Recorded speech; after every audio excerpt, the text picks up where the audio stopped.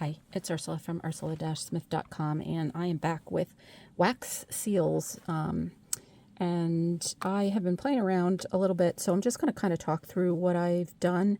So this one was, I cut a little Sitka tree out of paper tiger paper. I think I've talked about this paper before. It's my new kind of go-to paper.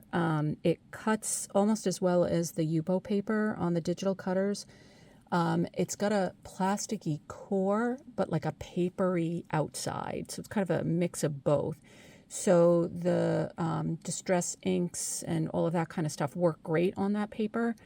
But it also cuts almost, like I said, almost as well as Yupo. So I didn't have a Yupo Sitka tree sitting around. If I did, that's what I would have used. And all I did was I melted the wax in the silicone mat, which I have a whole video on that one that I'll link to below.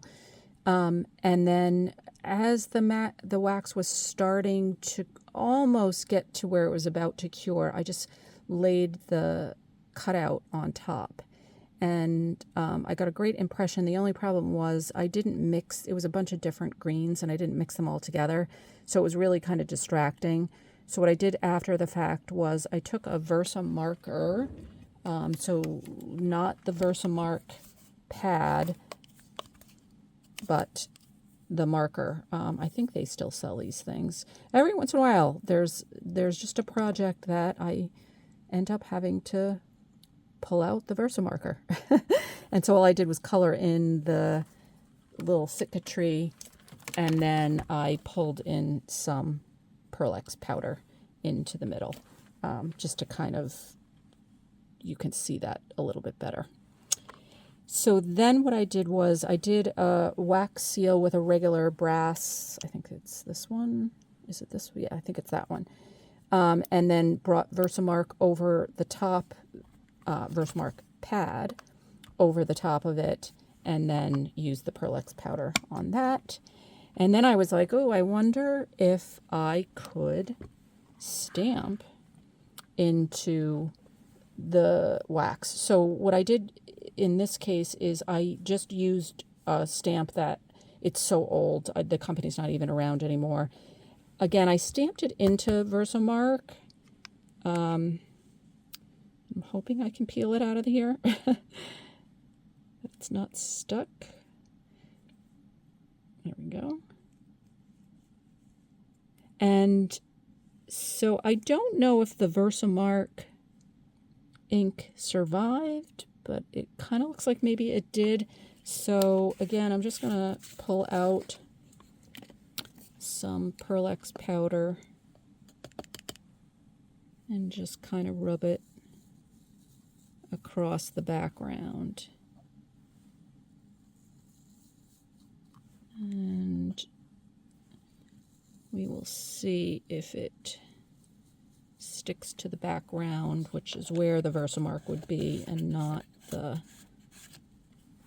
pieces that are poking up, which would have been into the stamp.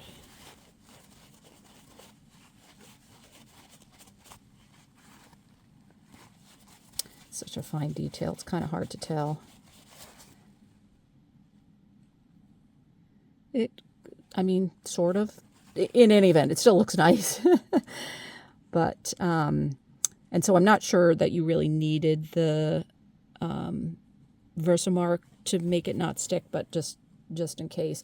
And again, if you're going to try this, I would use a stamp that you don't care about to test it out, so you don't wreck a stamp. And then this one is, again, up here is a normal brass wax seal stamp. And what I did was I had a piece that I had done in, I feel like the smaller one, and I overfilled it. And so it way over, ran over. And then this part was super deep. I mean, it's still a lot of wax, and so the seal part is a little bit high. But I melted it, and the Pearl-Ex melted into it. And then I just did a regular stamping. And so that kind of gives kind of a cool festive look. So anyway, those are just some ideas. If you're playing around with wax seals and want something different, you can look to paper cutouts and stamps and Versamark with Pearlix to take your wax seals in a different direction. Thanks for joining me. See you next time. Okay, I started to put stuff away, and then I realized, oh, there was one more thing that I did do. I added just a drop of fragrance to the wax stamps after everything was melted. And so now they have just ever so slightly a nice scent. So thanks again for joining me. See you next time.